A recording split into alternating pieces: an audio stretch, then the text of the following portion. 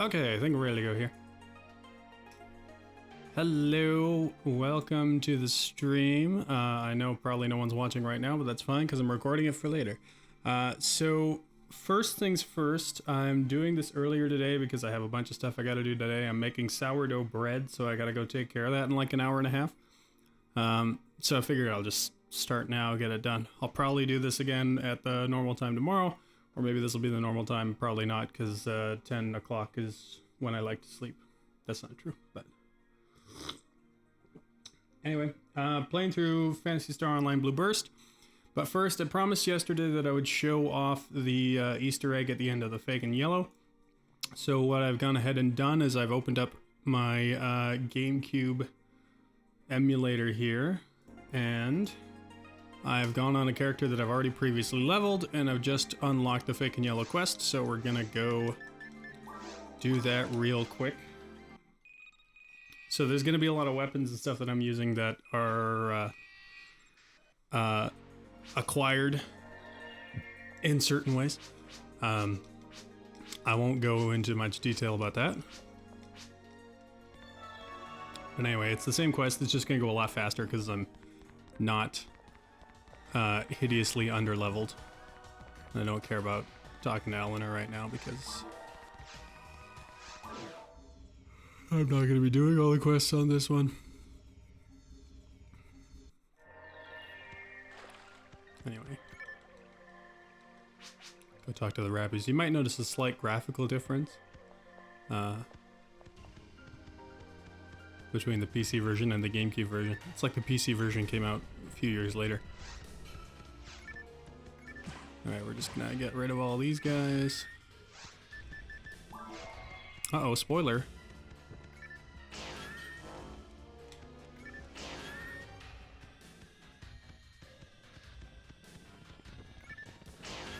Running around with that sick scythe that Karik was carrying in the first quest.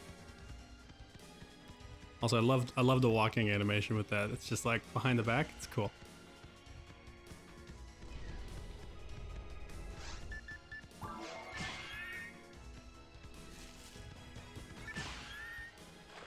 I actually like a lot of the weapon animations in these games. It's very aesthetically pleasing.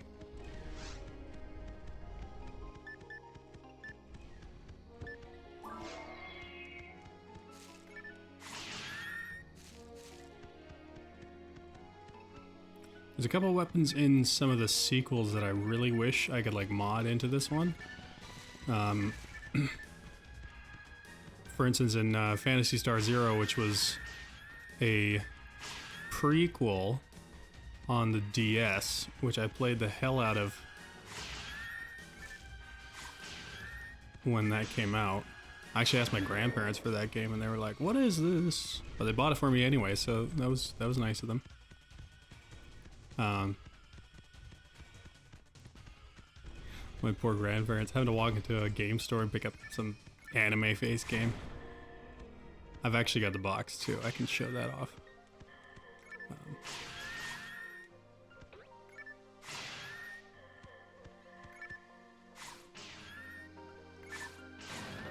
But Phantasy Star Zero was a lot more anime inspired in terms of the design, which is fine. It looks good, especially with the low poly count that the DS had to use. But man, I picked up that game the other day just to open it up and see like, oh, what's going on here? And I had no idea what the hell was going on in there, because I went through my item list, and like in this game, your item list is, you can only hold like 30 items total, but in that one, it's all segregated into what kind of items. So you can have like 100 weapons and then in a separate thing like 100 other items or something like that. I don't know, I might be talking complete nonsense, but like I said, it's been a very long time since I've actually played that. If you haven't noticed by now, I'm hideously overleveled for this quest. But that's fine, because we're just trying to get to the Easter egg. Bingo!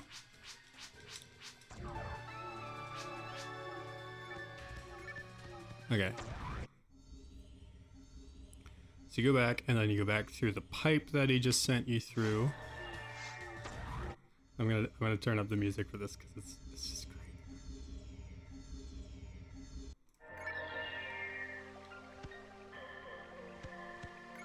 It's like, what? What are they doing?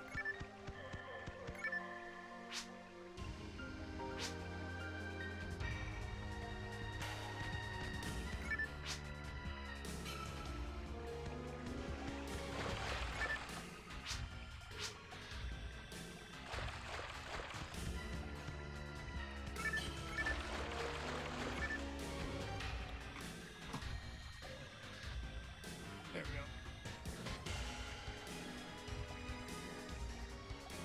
Uno, due, tre, quattro.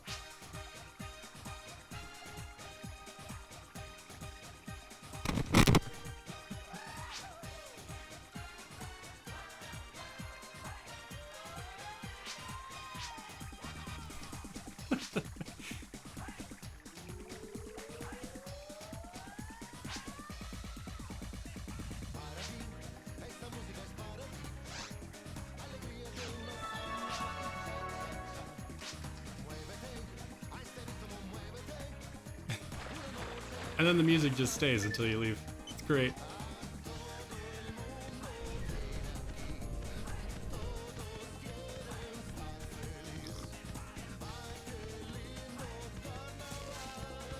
I never played Samba de Amigo. That was before my time.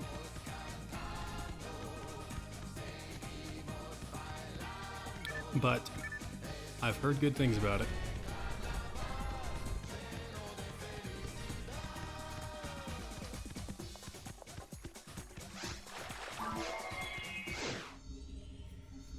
Anyway, so that's the Easter egg for the fake in yellow. And then you go back to the lobby and whoa, there's Game Boy Advance. There goes Gah. And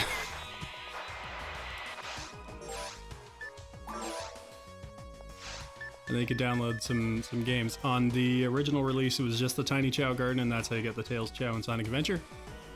In the Plus re-release, it also gives you a Knights game and Puyo Pop. But obviously, because I don't have a Game Boy Advance, or I do, but I don't believe Dolphin supports Game Boy Advance connectivity through like the Gamecube adapter, and I don't really feel like opening up a Game Boy Advance emulator to try and do the. It's complicated, and I don't care enough to do that. So that's the fake in yellow. That is the Easter egg that I wanted to show off. I know it's riveting stuff, but I love it. I love stupid stuff like that. Okay, so we're gonna get back into Blue Burst here. You may notice I fixed my microphone a little bit. I think I had the noise gate threshold too high, so it's picking up a lot of background noise. And so now it's should just be my voice and not much else. So anyway, I'm gonna pop open Blue Burst here real quick. Minimize, open.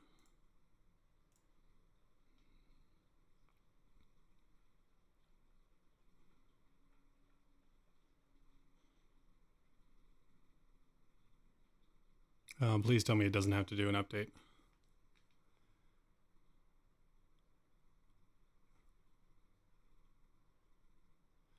Yeah.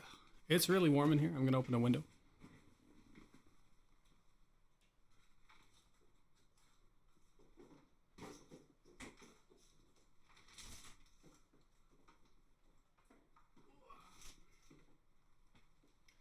There we go.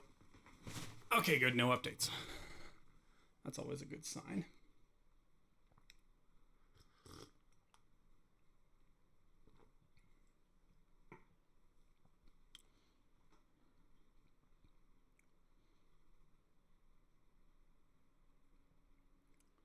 Okay, and back into it. Here we go.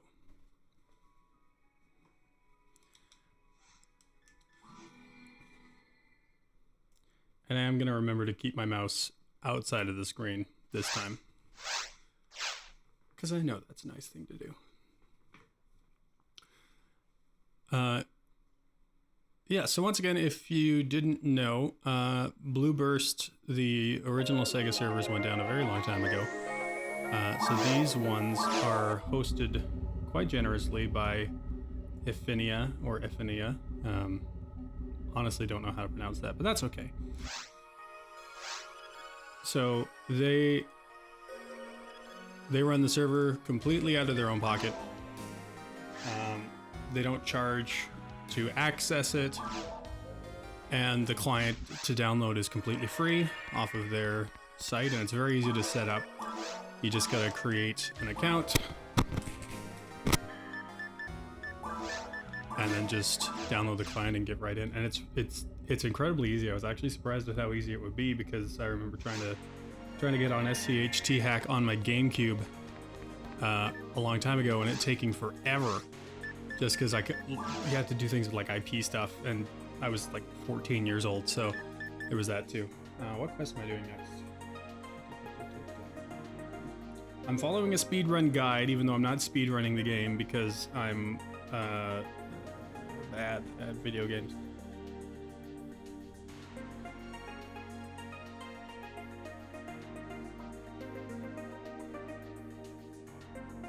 Oh, here we go. Native research for okay.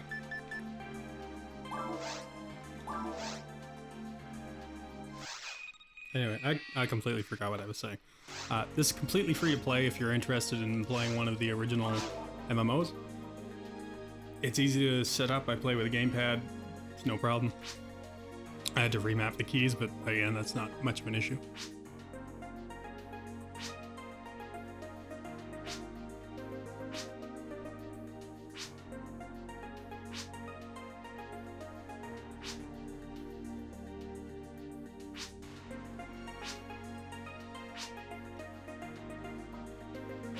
Right, okay. So this is a timed mission. You get 20 minutes to go down to the forest and kill a bunch of stuff.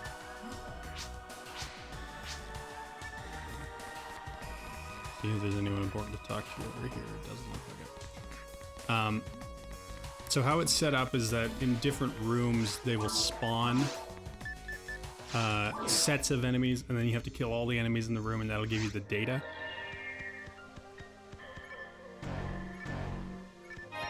Oh, excuse me. Anyway, I do not remember for the life of me what order you're supposed to do the rooms in, so I'm going to be flailing around a little bit. Which is fine. Again, this is not a speed run. This is just checking the game out, doing all the quests, finding out a little lore.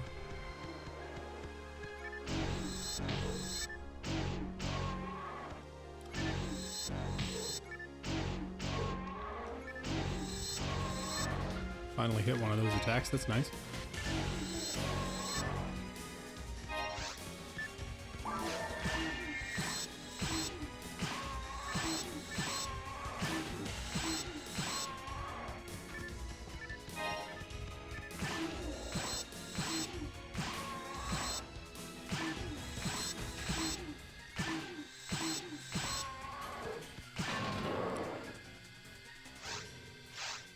Okay, so I got one biological data there. Once again, you can see why the handgun is such a great weapon for beginners, because the heavy attack staggers and pushes back, which can open up a little bit of range between you and the thing that's trying to murder you horribly, which is always nice. I'm gonna stop picking up items I don't really need, because it's a bit of a hassle trying to sell stuff, and I think I'll be okay with money for the moment. I believe this area is one of the ones where there's data. Yeah, this is. So this is going to spawn a bunch of the moth nest things, and there might actually only be two. That'll be nice. I'm gonna dagger this boy.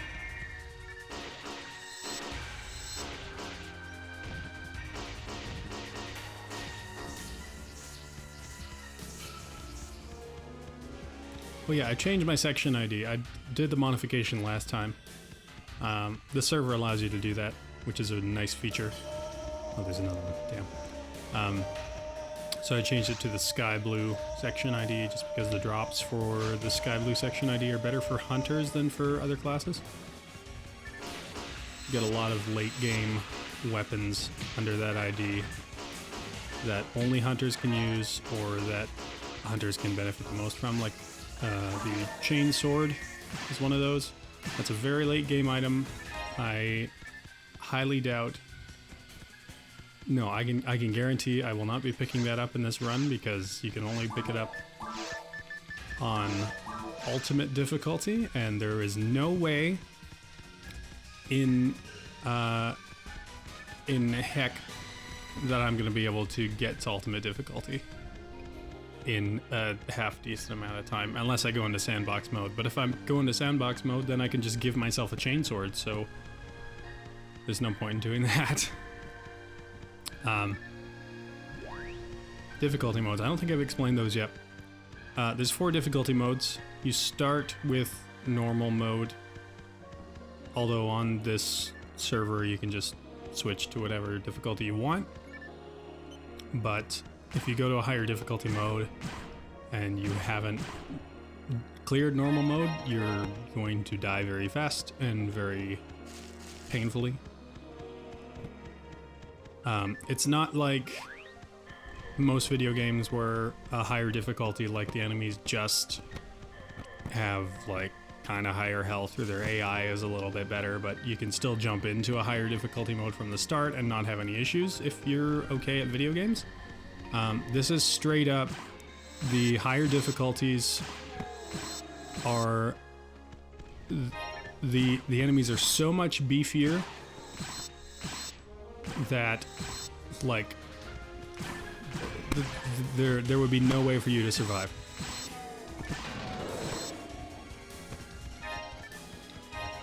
Which is kind of cool because it makes it so that once you do actually unlock extra difficulties, you go through the game again. There's a lot of replayability to this one. What I like to do usually is I play through episode 1 and 2 on the same difficulty, and then I'll go through episode 1 on the higher difficulty, and then episode 2 on the next highest, and etc. etc.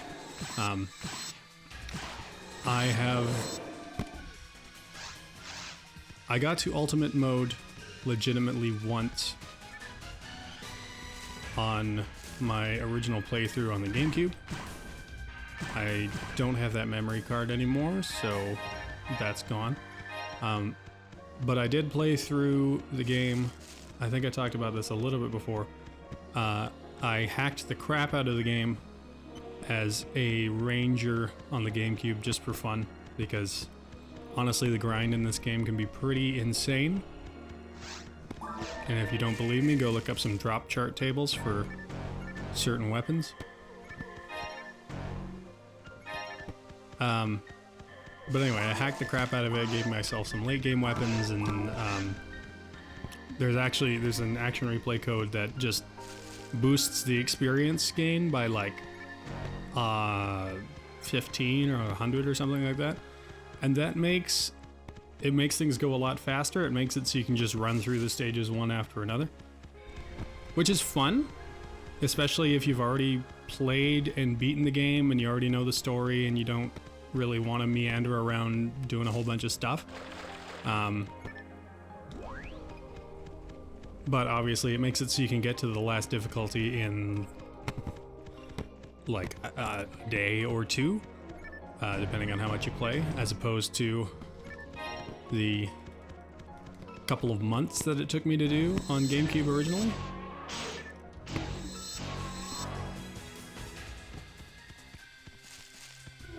But I don't have much of a problem with hacking games that you are playing by yourself. If you feel like you don't enjoy a game as it's meant to be played for whatever reason, like, maybe you're just bad at games and you want to just go into a little power fantasy mode, have a bit of fun, fine. It's your game. You can do whatever the hell you want, right?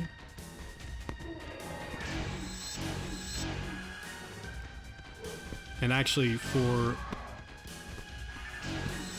people who would be picking up this game, if you don't have a whole lot of patience, you know, I would recommend doing a normal playthrough. Just do like the first, do episodes 1, 2, and 4 on normal, and then just like hack the crap out of the game. Do a sandbox mode. Look up some late game builds, some late game weapons, stuff like that. Just give yourself all of those, and you know, just have fun, because the late game weapons are where the game really shines, I think, because there's just something really satisfying about some of the effects that the other ones do.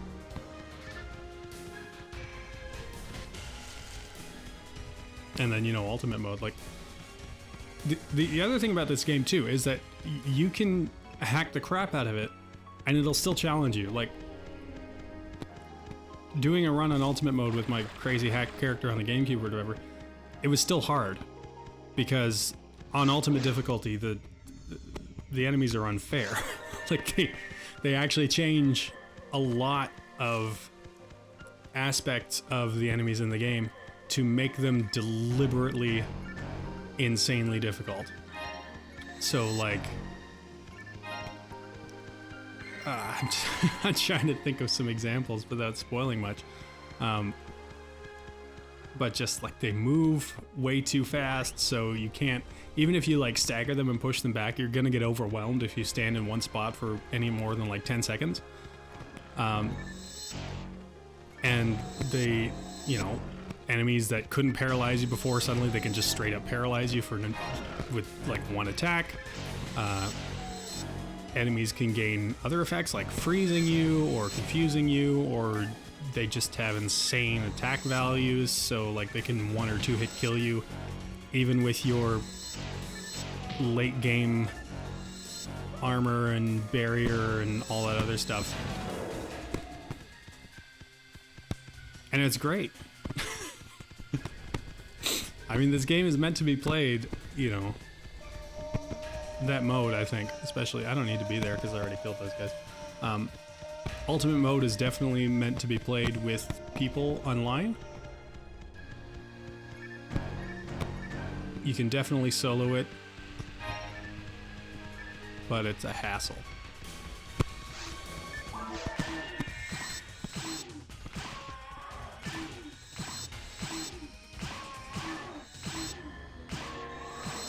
But it's definitely worth it because the changes that Ultimate Mode make to the game are really cool.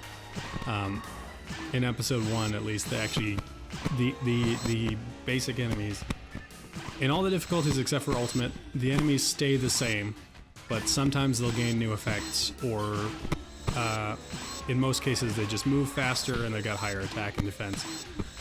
But in Ultimate Mode, they just straight up change the enemies completely. So you don't see Boomas anymore, you see something else.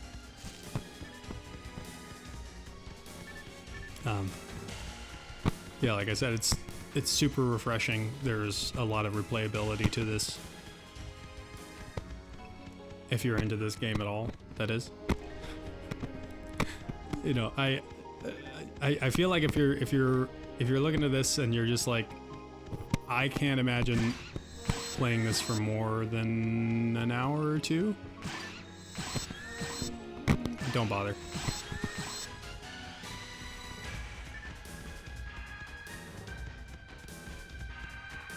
Like once it gets its hooks into you, like you're hooked. There's no going back.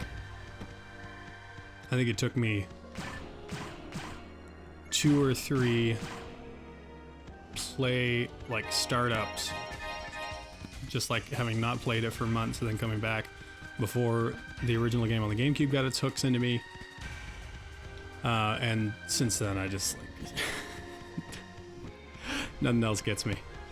I'm ignoring these enemies because I already have the data for them.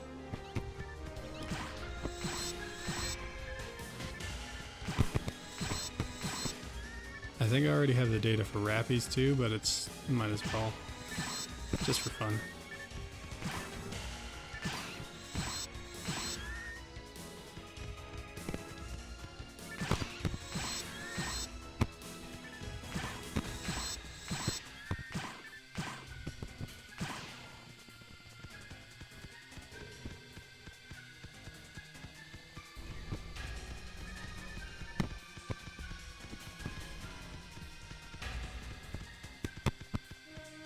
I think this is the right way to go.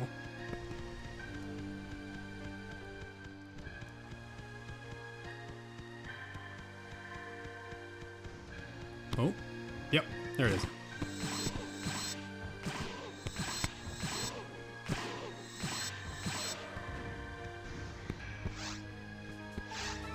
Nice, okay.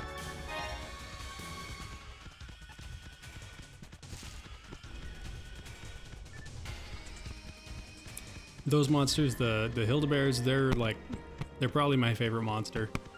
Just because the terror that oh, you see, like that.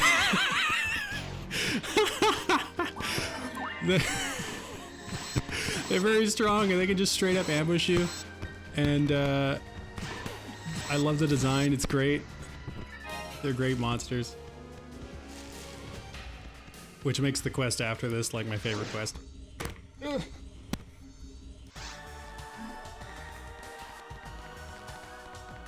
And you'll see why when I go do it. Give data.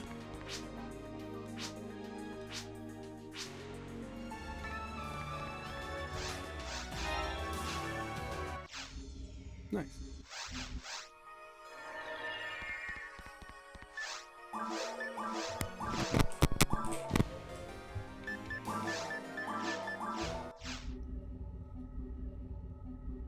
How are we doing here? That's only 10:30.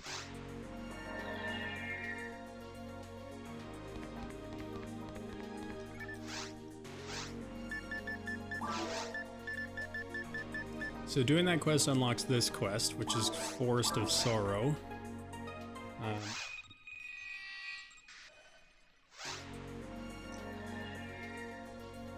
So she comes back.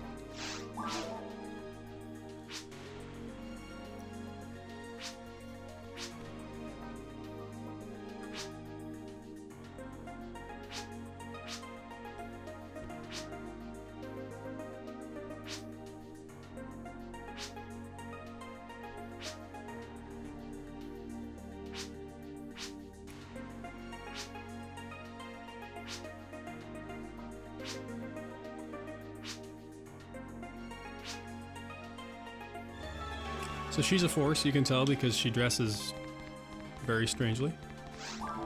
So she's probably going to be using a couple of techniques in this quest, so you can see a few of those. I think she mostly uses the ice one.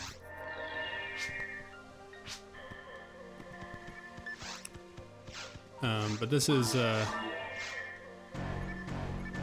you know, this is a... Oh, another scape doll. I'm getting really lucky with these.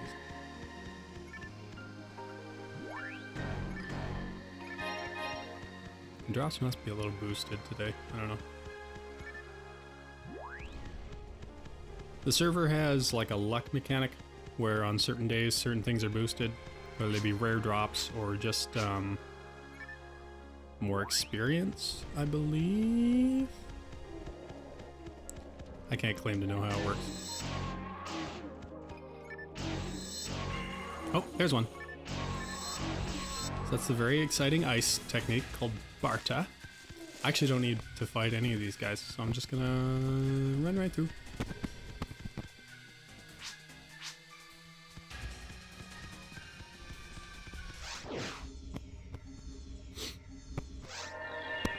Okay.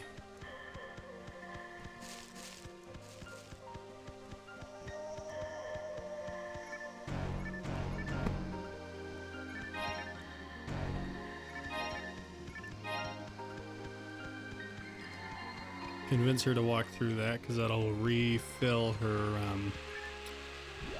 her mana, her technique points. Pretty sure that's what TP stands for.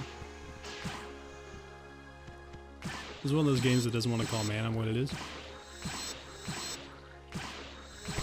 Instead of mana, it's called like technique points or something like that, which makes sense because they're not spells, they're techniques.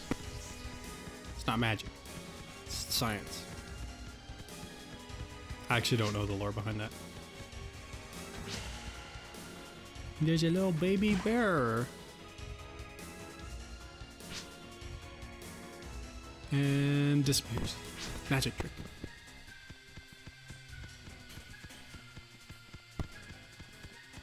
And so...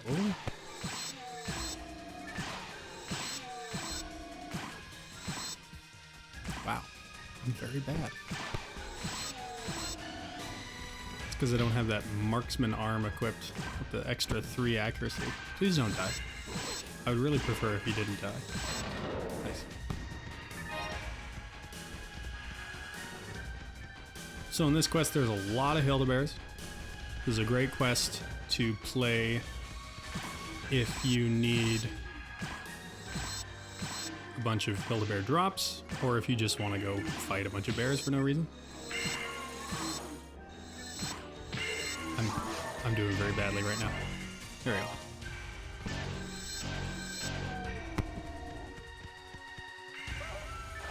So you can see that mechanic. By killing one of the Barbarous Wolves, the pack alpha type things, all of the other members in the pack, even the other leaders, lose attack and defense. So they just get a straight debuff. Hello, shit. Wake up. I shouldn't be talking. I'm not doing so good either. And bear. Oh, this is a poor decision. No.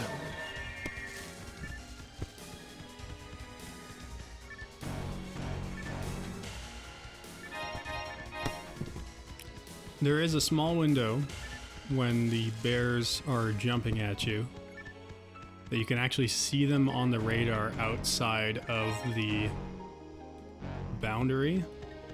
But if you have your menu open, you can't see your radar at all. So sometimes you get caught a little off guard.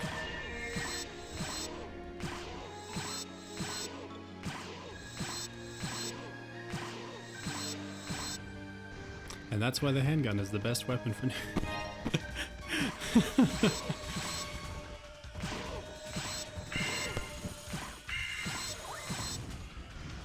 But actually though, taking advantage of the AI in this game, it's one of the best ways, just starting out. You can worry about being a brave boy later. Running in guns blazing, or swords blazing as the case may be.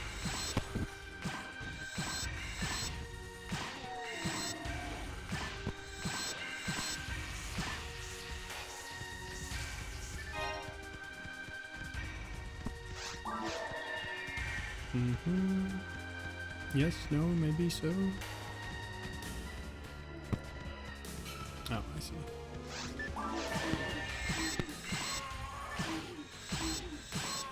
It's definitely not the most exciting way to go through the game, but it is efficient.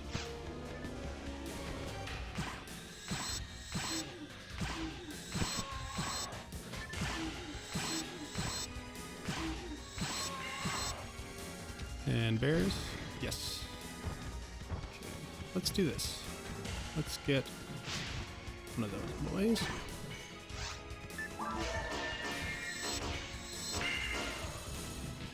Delicious, step up.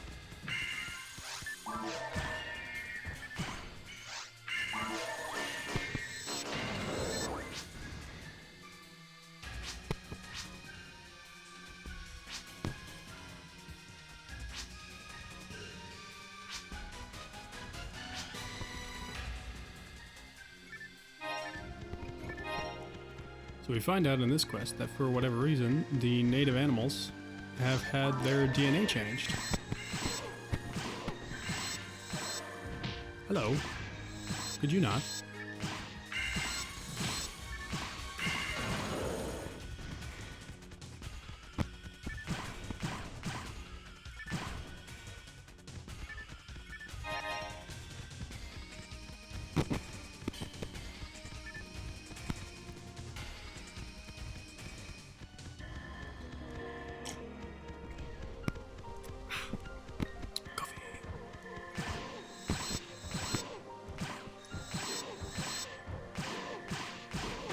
Yeah.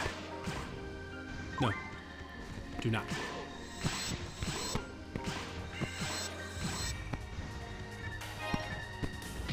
Jeez.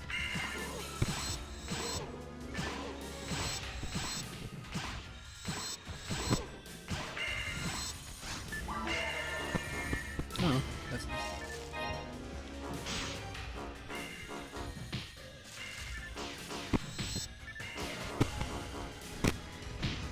If I remember correctly, there is a way to go through this quest without the NPC follower. You just get her like stuck behind a wall somewhere, and then you just go out and punch bears by yourself. So I'm actually gonna give my pick some of that. Ah, okay. So as you can see, my mag has now evolved. So it's changed its shape. It looks more like a dolphin kind of thing.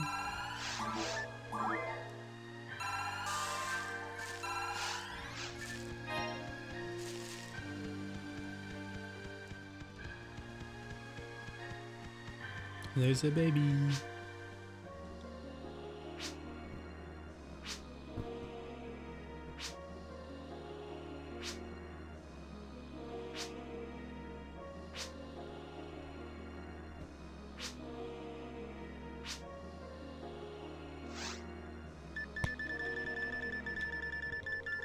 What would you do if you found a wild bear? You shouldn't do it. Yeah, you're right. Yeah, you shouldn't do it. Don't pick up animals.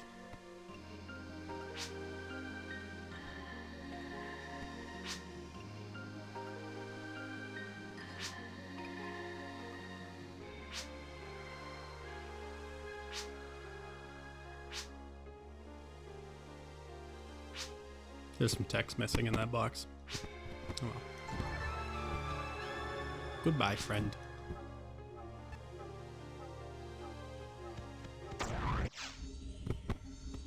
Sad. Its parents weren't feeding it for whatever reason. I actually don't remember why that is. It's one of those lore things.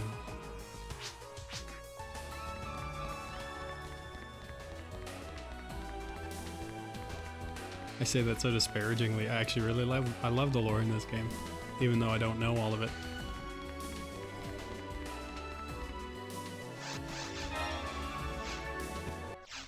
Get some money.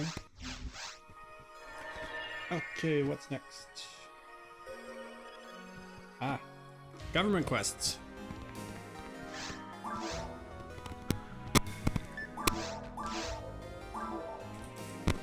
So we'll probably do this.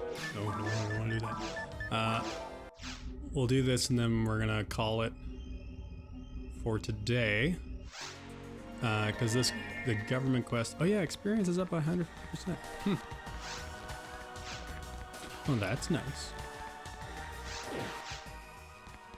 Oh, right. For whatever reason, on Blue Burst, or at least on this server, I think it's a Blue Burst thing. If you go into one-person mode, when you create a room, it lets you do the side quests, but not the main government quests, which is a little weird to me. But you know, whatever.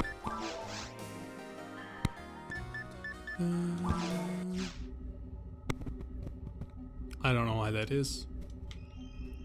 But again, I'm just used to the console versions where it was all in one place.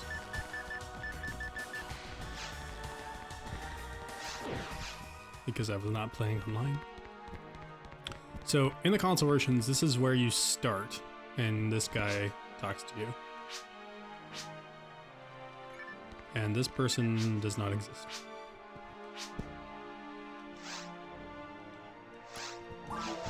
So in this version of the game, this is how you get to the government quest.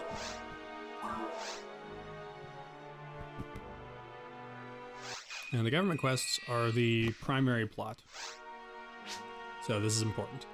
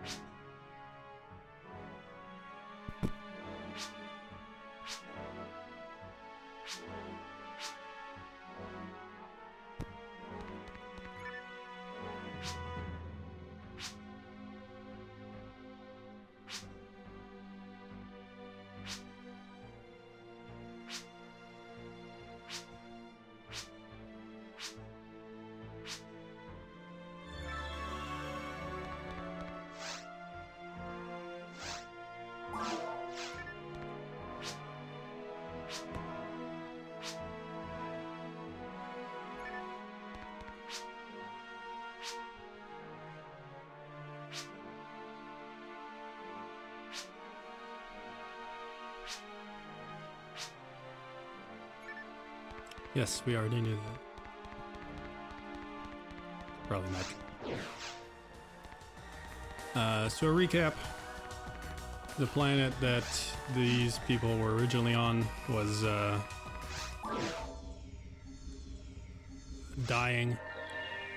So they sent out probe ship Pioneer 1 full of scientists and people to go check out this new planet that they discovered that looked like it would be suitable to settle on, which is where we are right now. And then they sent messages back saying, yeah, it's totally safe. And then when Pioneer 2 showed up, there's a huge explosion and everyone's dead now. And they don't know why. And these capsules are here. So these capsules are from Rico, who is the daughter of the principal.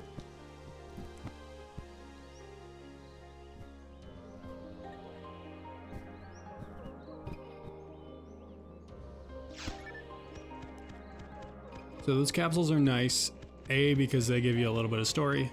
It's fun to follow along.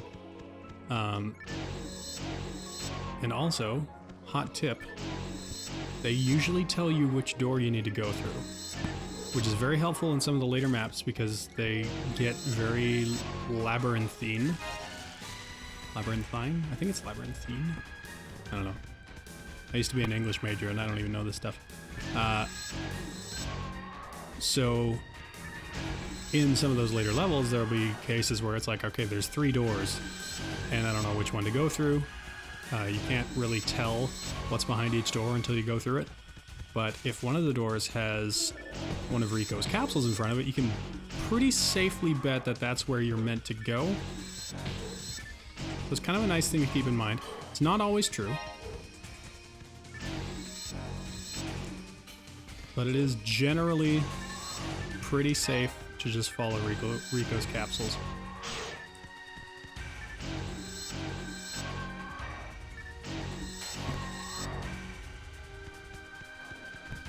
But Rico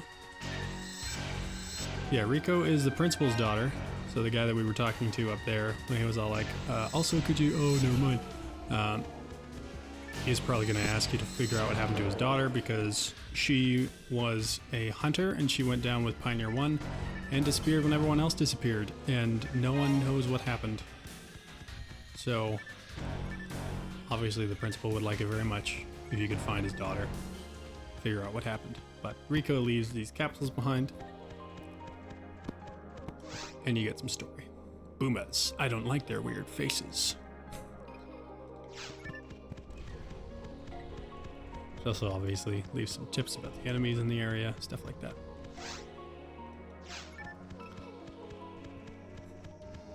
This being the first area, there's going to be a couple of those which are like, yeah, no.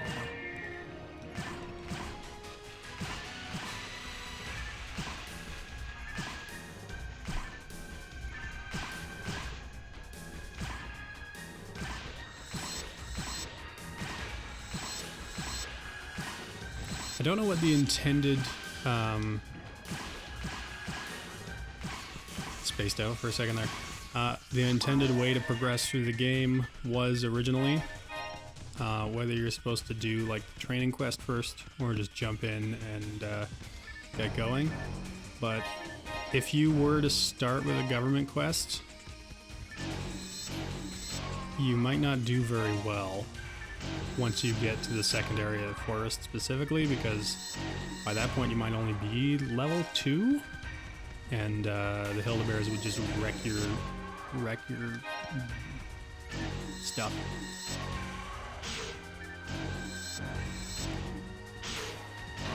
Actually, the Giga Boomers would probably kill you too. And you wouldn't have any gear, you probably wouldn't be able to use a handgun depending on what class you're playing. So generally with playthroughs, you want to do the first 3 quests at least, but doing the first full set of quests up to Forest of Sorrow is generally a good way to ensure that you're going to have equipment and experience to tackle the first government quest, and then I'll set you on the road to the story.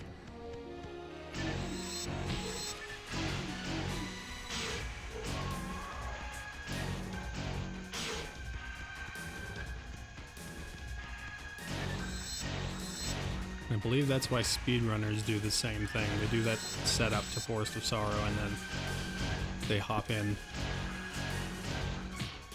to the main quests.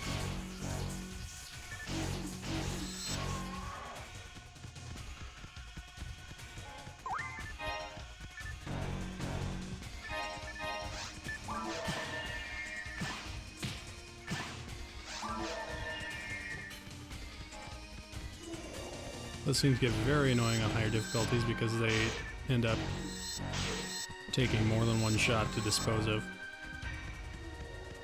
And when there's 5 of them flying around you, it can be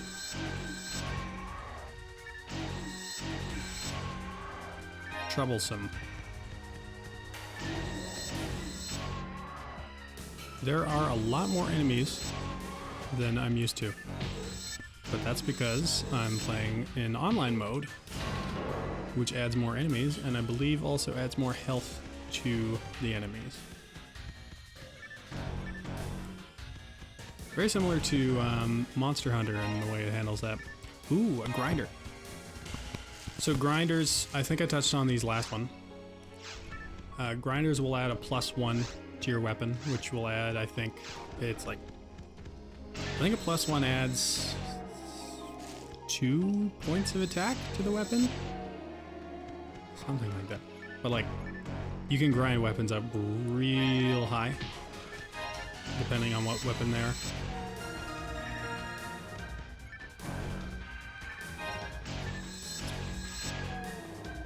Been a while since I've looked at the info, but something like the tier 1 weapons you can grind to like 90 or something, and then each tier up it gets less and less. So like a 2nd tier weapon you might be able to grind to like 45. I think the top tier weapons you can grind to like 20. But by the time you like as the tiers get up, the bonuses that it gives you to your attack values are so monumentally huge that you don't need to grind it. Like, you wouldn't need to grind it to the same level as you would a tier behind it because you're already in a completely different league.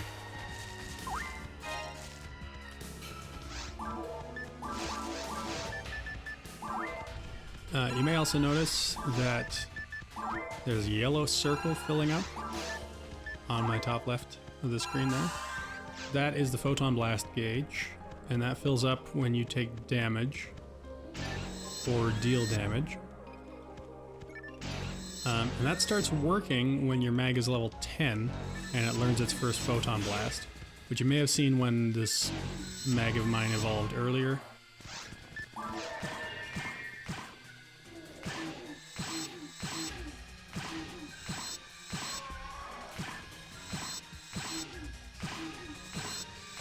Oh, hello.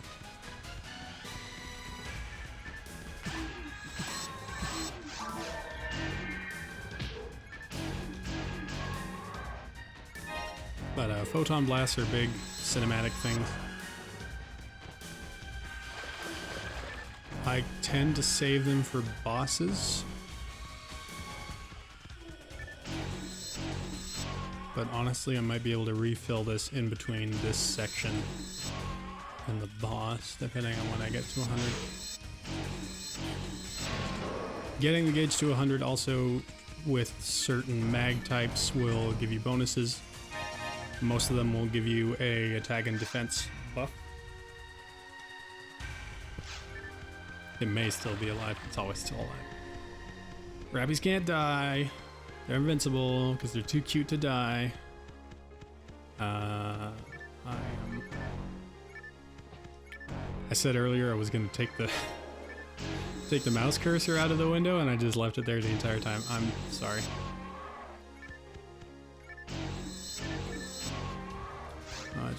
Oh, might as well. So I could just go into Forest 2 right now, but I kind of want to get the experience from this other room up here. I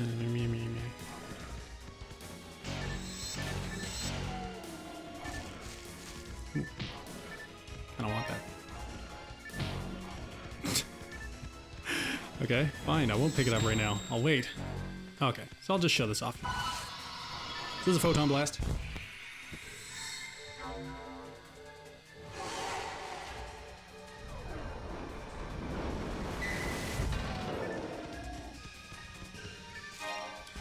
That one's a fun one. It does damage in a circle.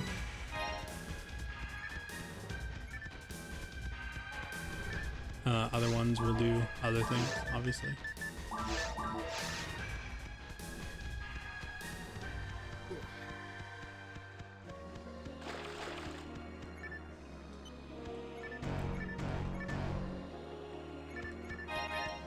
How much time is left on my bread? We're still.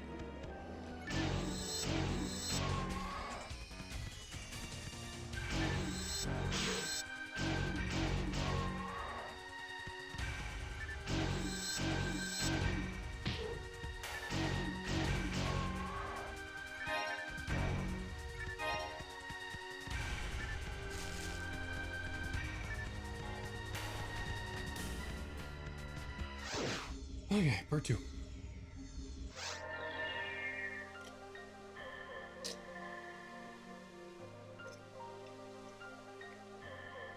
What the hell is that?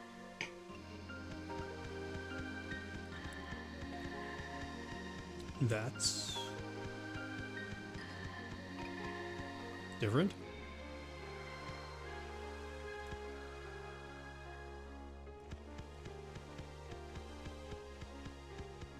What?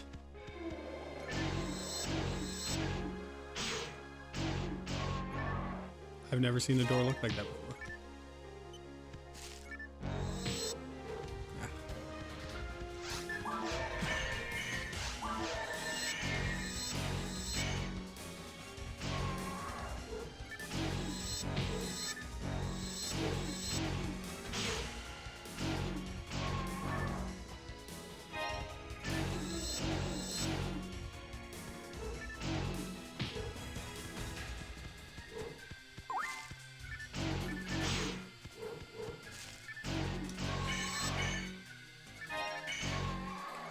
Yeah, so you can see how these guys would be pretty overwhelming if you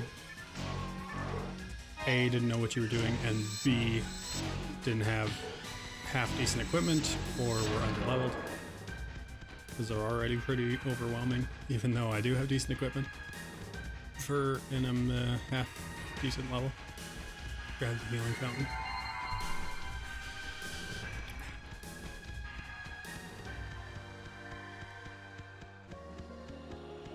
That must be a blue burst thing.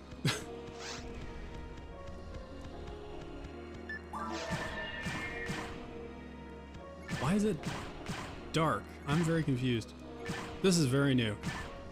This is very new.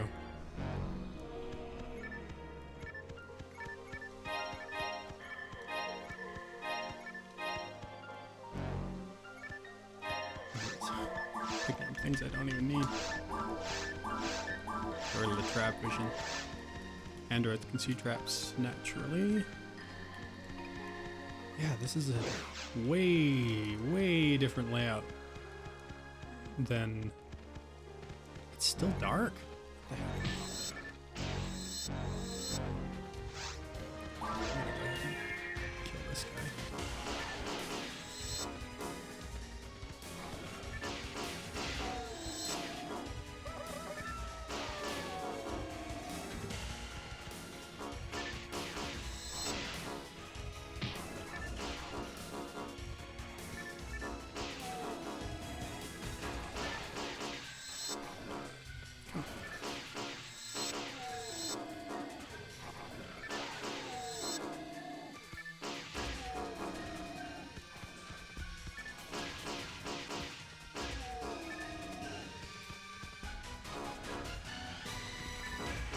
Yeah, really wishing I had a sword at this point.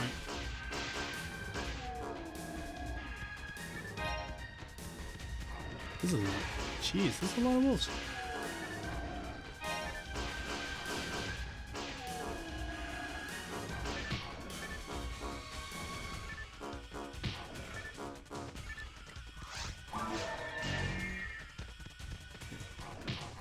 You guys eat that trap.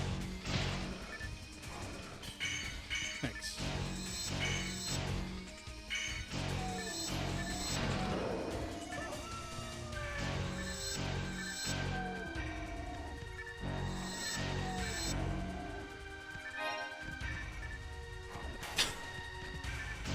There's so many wolves. What the hell?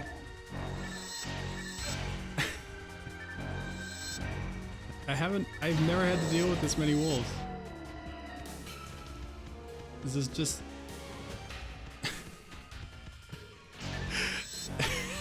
Is this just the wolf room?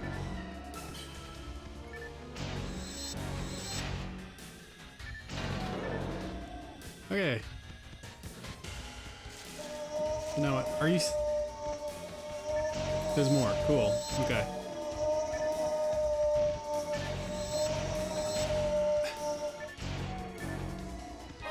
I guess they added more stuff to make the mainline quests harder, so... Okay.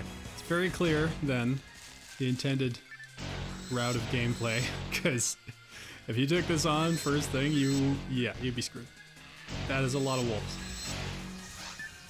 I mean, I was already like, okay, there's a lot of boomas, there's a lot of everything, but never in the entire history of playing the Gamecube version have I run into that many wolves in the same room. So obviously they've balanced this for online play, which is great. This is this is like a whole new experience.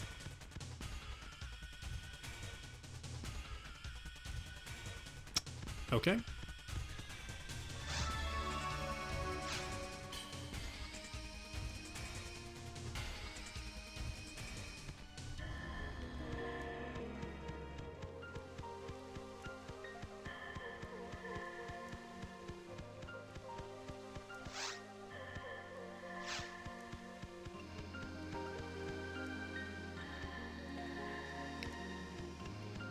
I'm very confused. I've never had to do this before.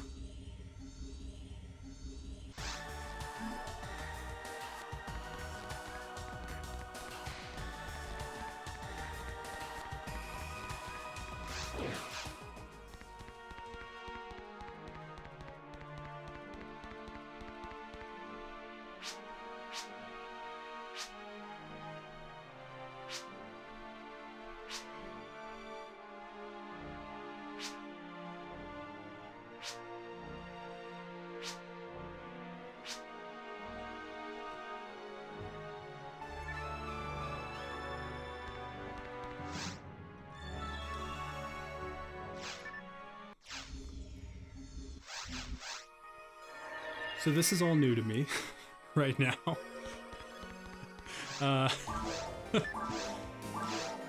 Okay, let's do the next government quest, I guess. I was not expecting to have to do that. I'm gonna take a quick pee break, and I'll be right back.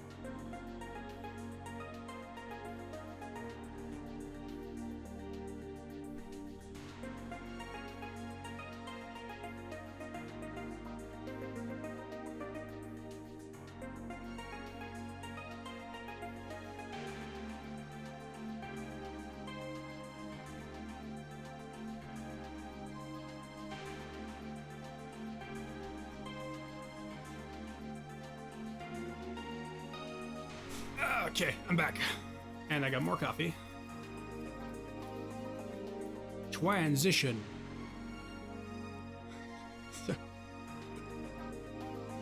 I'm actually really excited about this now because that was a brand new experience for me. And I don't get to say that very often with Phantasy Star Online, so there you go. Like I was already going like, oh, this is gonna be new because it's gonna be Blue Burst. It's gonna be whatchamacallit? Episode 4. Never played episode 4 before, but this is like complete. Oh, it's so cool. Just gonna put my money away. Oh, hi.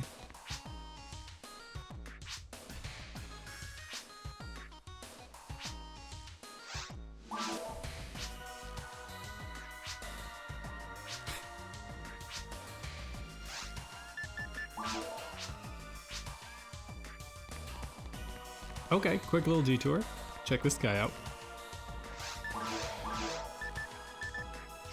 Oh, no, hey. Okay. Give him $1,000, see what he gives me. I like his shoes. Those are some sick shoes.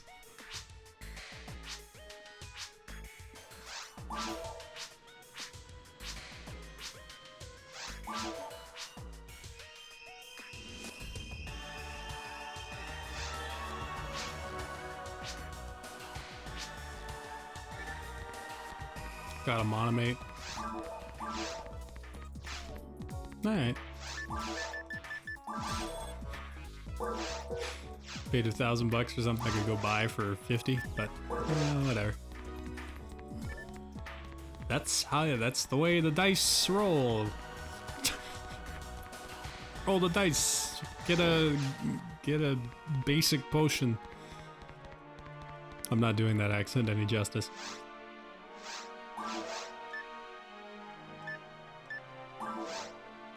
Okay, so let's see. This is totally new to me now. I don't know. Yeah, inflation. Yeah, that's what it is. The way to the Central Dome is now open. Whatever. Search human staff as a violent wild animals down there.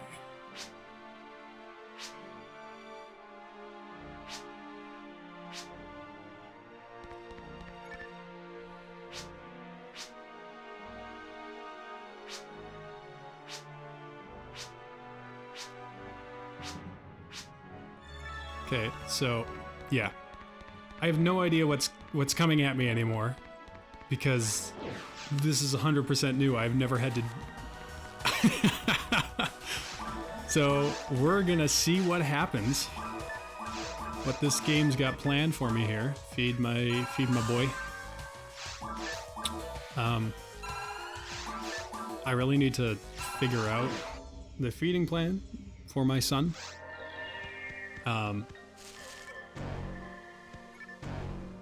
Or daughter. But I don't feel like doing that right now. I can do that later. I'll do that off stream, and then we'll come back on, and I will do spam and rice. That's the diet right there. Although my boy ain't in college yet, so we'll start him off with something else. Something a little more breakfast cereals. Okay, so this so far is the enemy layout from Forest of Sorrow, which is real freaking neato. By the way, hi Ray, I love you. Ray and I are hanging out tomorrow. He is going to whoop my ass at Soul Calibur because I have not had time to practice.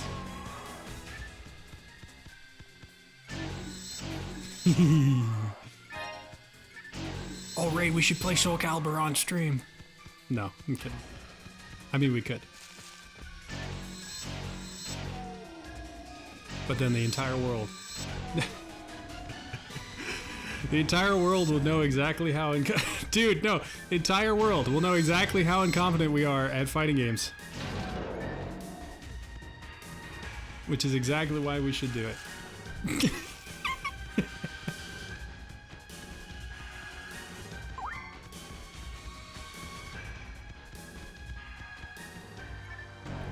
I mean, we could. Oh yeah, we could like take turns. I don't know.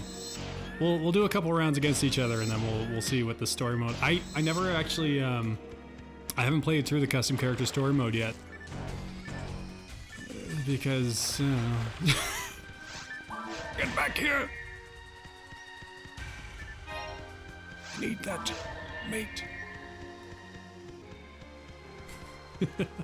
We don't have to. It'll like whenever you're coming over, it'll probably be after I'm done streaming PSO for the day. So 6 out of 10. What are you rating?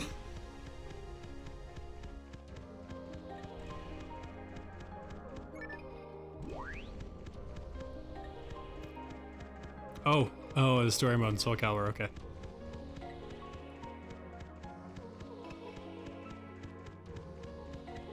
Yeah, I played through the whatever it's called, the mode where you do the normal characters who don't look like horrendous abominations against God. Well, most of them don't. I've played through that a little bit. I do like Geralt's story mode. Geralt? Is it Geralt or Geralt? I call him Geralt all the time. But I also say GIF, so I could be wrong about a lot of things.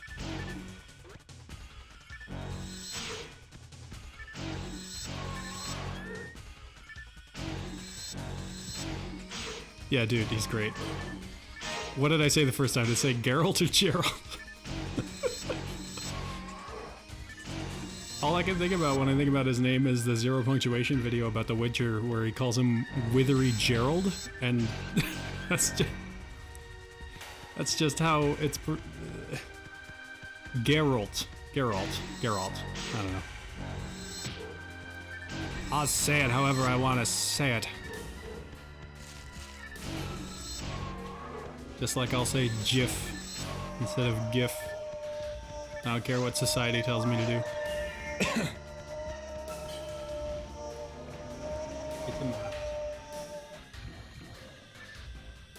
There's a lot of stuff in this game too that I don't know how to pronounce, even though I've played it for years. And that's just fine, because you know what? The English language is a living thing, and we can say things however we want, and that's totally okay. No one can tell you otherwise.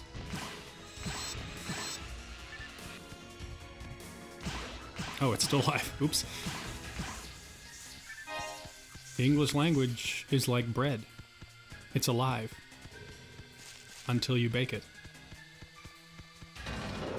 Then it's dead and tasty with some sliced meat and cheese. And I've lost control of this metaphor.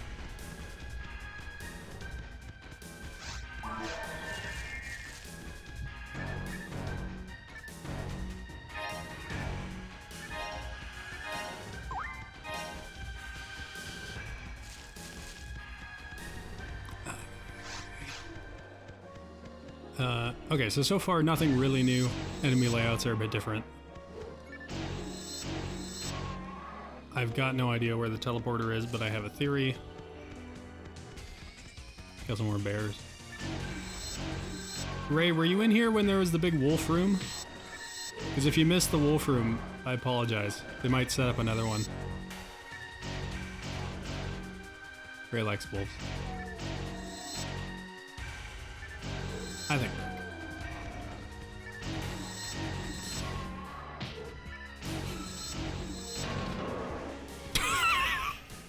Hey, keep that out of my stream.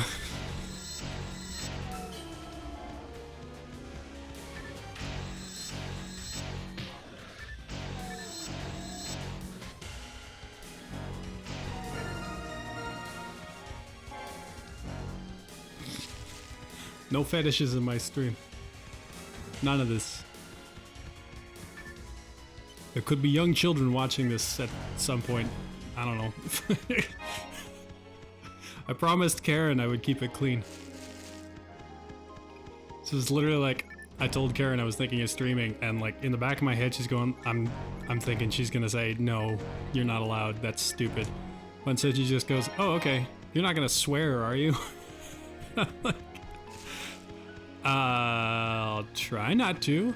She goes, okay, because, like, you know, you got a lot of nieces and nephews and they might want to watch your stream. And I'm going, I don't think so, but okay. I don't know why my 13-year-old nephews are going to want to watch me play a 20-year-old MMO when they could be watching Ninja playing Fortnite or something. How much experience? Just kill these guys.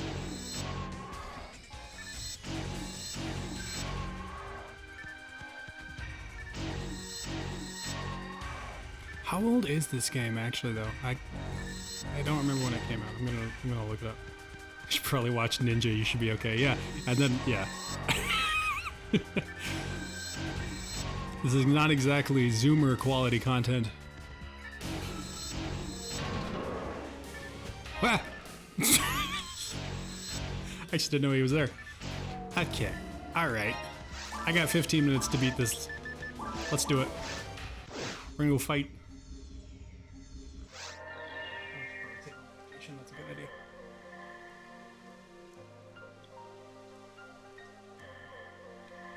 Hot tip.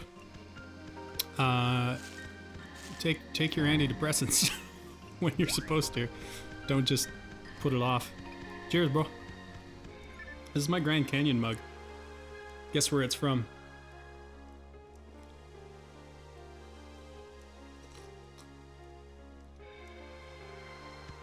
Stupid joke. Yes, it is from America. That is where the Grand Canyon is.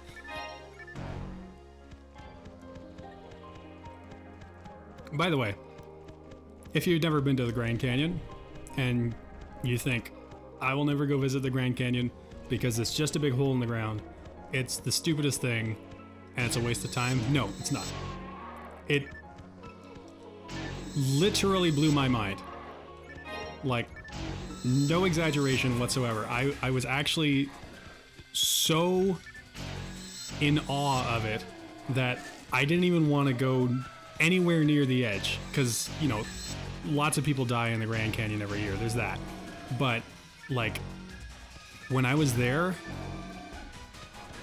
okay, so literally, when you get to the park, like, you can't see anything. You can't see the canyon yet. So you're just, like, up on a mountain, and it's really cold, even though it's in the middle of Nevada? Arizona? Yeah, so even though it's, like, in the middle of Arizona, and the entire week we were there, it's boiling hot, it's great weather, it's beautiful, we're in the middle of a desert, but you get up to the Grand Canyon and it's freezing because it's on a mountain, basically. You know, you're so high up in the air. So there's that. So for the first time in your entire trip to Arizona, you're probably going to have to wear a jacket or just buy one. Oh, there's a story thing here. One sec. Never mind, it's just telling me to find a switch. Look for a switch! It's right there! So, you know, it's like a village. It's like Whistler Village, just in terms of the layout. There's no snow, but anyway, so you can't see anything, and you're just like, okay, there's a hiking trail up to the ridge, and you know, there's like a couple of little things talking about plants and the natives who used to live there, all this stuff. It's really cool. And then you get up there, and as soon as the ridge comes into view, it's just like unfreaking believable. Like, you can't even, I couldn't even speak for probably like 5 minutes, because it's just like, you look out and I'm just thinking, it's gonna be a big hole in the ground, and it's so big that you that when you're walking along the edge, the horizon doesn't move. Like, you can see all the way to the other side, and you're walking, and it's not moving at all. That's how big it is. And you can kind of see into the bottom, and it's the same thing. It's unbelievably huge. And it's like you're right there, and you can't, you just, you know, it's the kind of thing that you really have to see to believe. My dad actually didn't come with us because it was like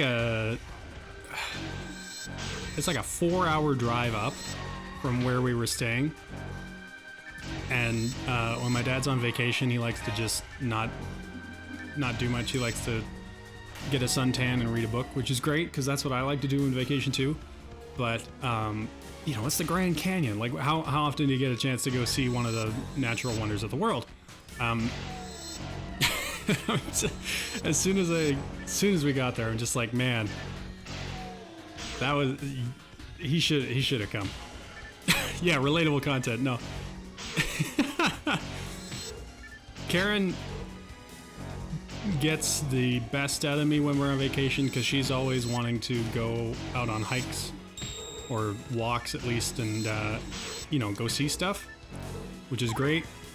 So we make a perfect vacation pair because it'll be like one day we'll go out and we'll go do a big hike, and then the next day we'll just sit inside and eat ice cream or something like that.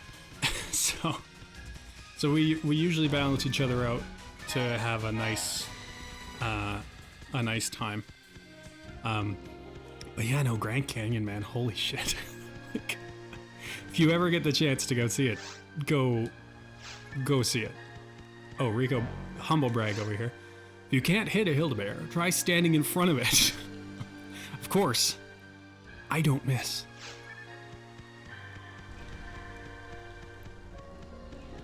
Where am I going? I love Rico. She's a great character. This is dark again. See, okay, this is new. This weird darkness with boxes full of stuff.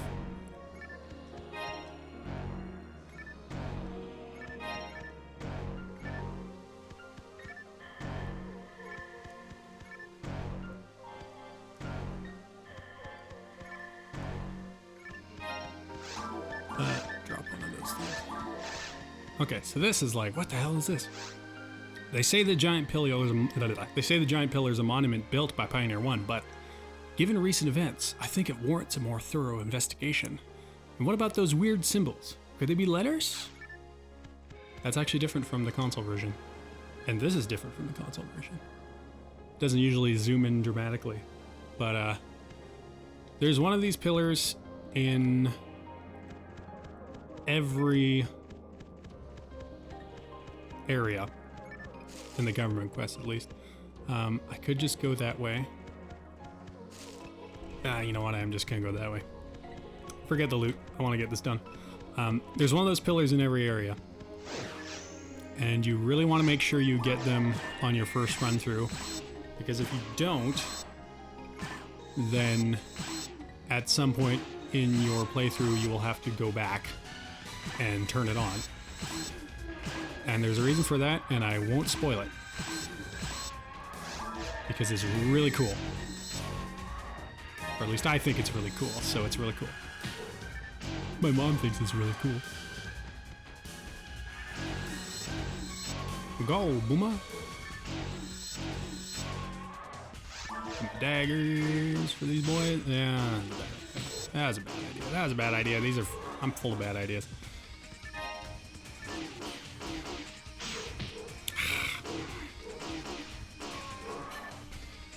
I'm just gonna freeze these guys. Oh, I can't freeze them right now. Yes, I can. Jokes.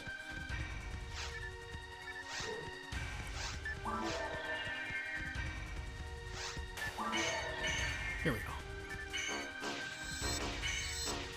So kind of silly.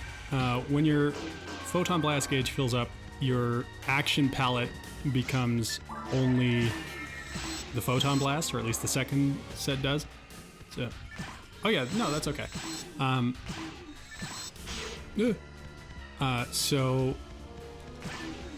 whatever you have in your action palette on the second section becomes unusable. So then if you have something like traps set up there, then you can't use traps unless you go through the menu. Which is fine because I'm used to menuing like crazy. play this game for a long time and you get used to navigating the menus while also running away from hideous purple bears. Because the fun thing about this game is that when you go into the menu, you can still move around. You can't attack anything, but you can still run away. And that's... Oh! Okay. Nice, dramatic Hildebeer. Is there more? No, those are moving. Okay, that's fine. Woo!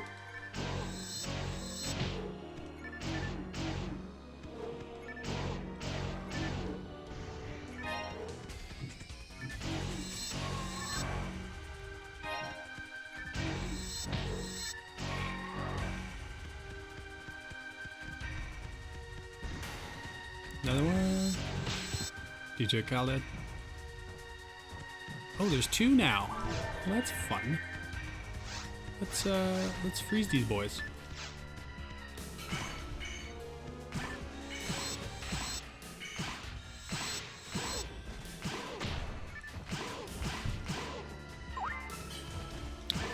That's another fun thing about traps is you can actually set them off prematurely just by shooting them.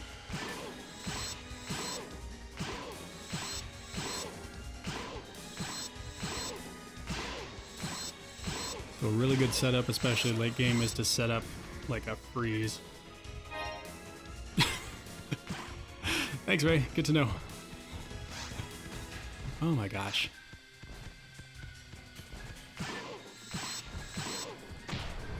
A good setup in the late game is to set up a freeze trap with a whole bunch of enemies and then set it off and then switch to your wide range weapon and just kill them all at once. There's a lot of bears. I mean, that's good early game too, but you don't have as many traps at lower levels as you do at higher levels, so. Is that it? We get it?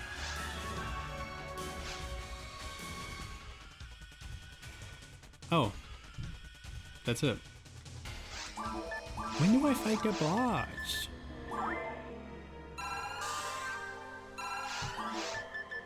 It must be in the next one.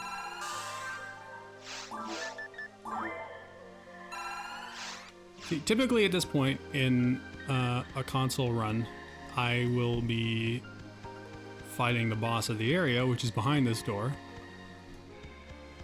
But it's different now, so I don't know when I'll get to do that. But I do have to exit the stream after this because my bread dough will have risen by then.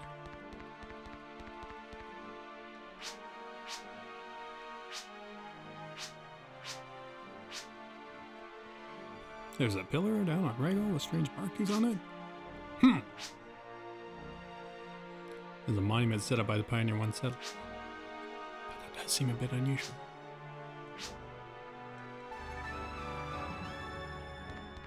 Interesting.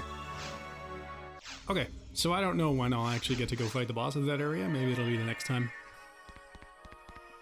Because I don't know how this works with Blue Burst. I didn't figure out the chair command. I'm gonna really quickly look it up, see if I can find that. But I do have to go very soon here. Blue Burst spawn chair. And I completely messed that up because of my fat fingers.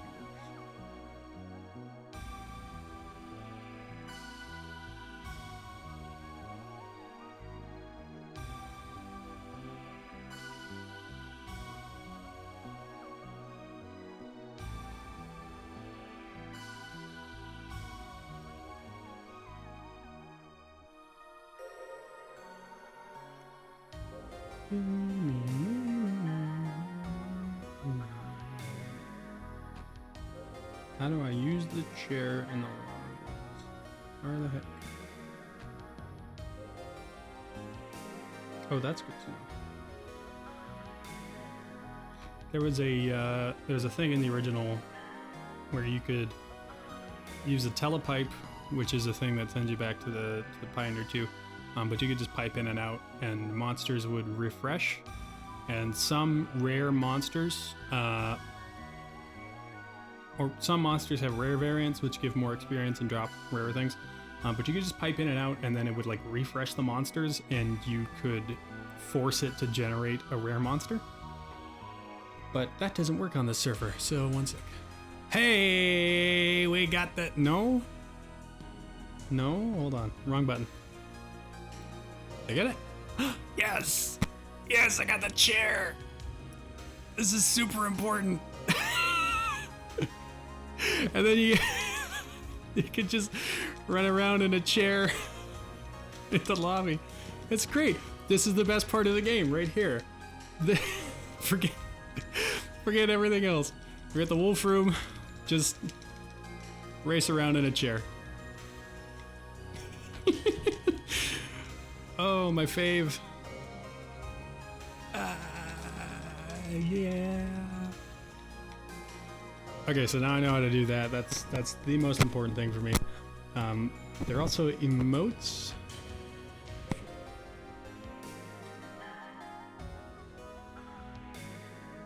That does something. My wife's calling me. Uh-oh. Okay, I'm gonna have to end the stream there because I gotta call my wife and I gotta go deal with my bread. So let's transition out of here. Thanks for spending time with me, especially you, Ray. I love you. Have fun drawing stuff. But that's gonna be it for today. Tomorrow, probably noon. Probably won't be as early. And then hopefully we'll keep being able to do noontime, lunchtime streams. That'll be fun. Anyway, thanks again for spending some time with me today. I'll see you tomorrow. Bye-bye.